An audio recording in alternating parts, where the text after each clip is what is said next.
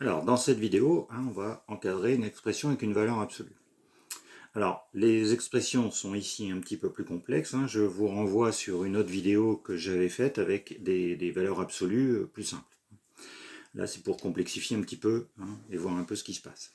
Donc, on revoit un petit peu la valeur absolue. La valeur absolue d'un nombre, ça donne le nombre si le nombre est positif, et ça donne son opposé si ce nombre est négatif. C'est-à-dire que la valeur absolue, elle renvoie toujours un nombre positif.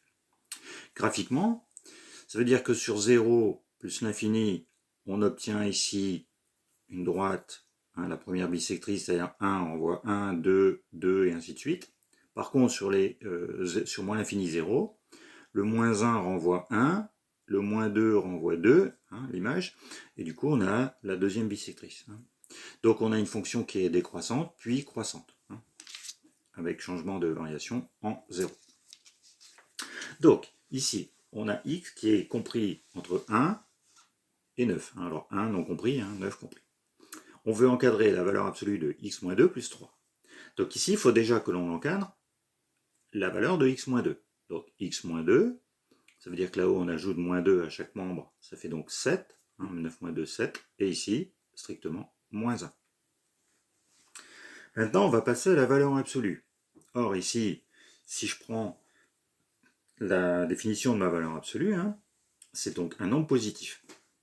Donc si je reprends le tableau de variation, je vais avoir moins 1, ma valeur absolue qui va donner 1.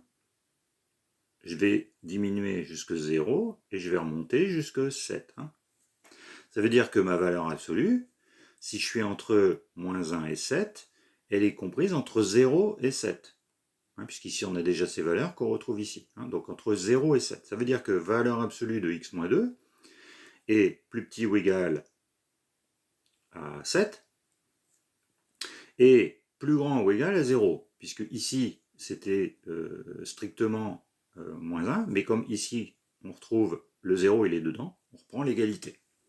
Et puis ensuite, il suffit d'ajouter 3 à chaque membre. Donc ici, on va avoir 10, et ici, 3.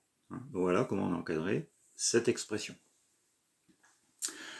Pour la deuxième, alors là, on a une somme de valeurs absolues. Donc déjà, on va s'intéresser à la première partie. Donc on va faire la même chose. On va encadrer x moins 3. Donc c'est-à-dire, on ajoute moins 3, ça fait 7 moins 3, ça fait 4. Et 2 moins 3, ça fait moins 1.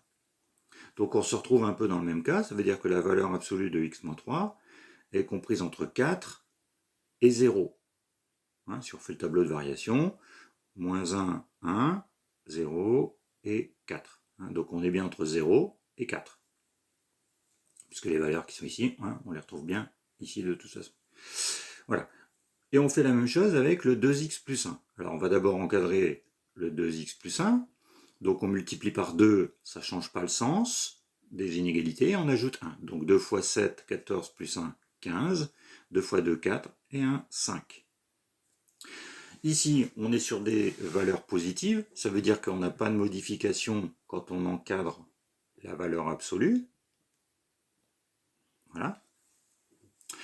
Et puis, pour terminer, on a une partie de l'expression qui est encadrée entre 0 et 4, l'autre entre 5 et 15.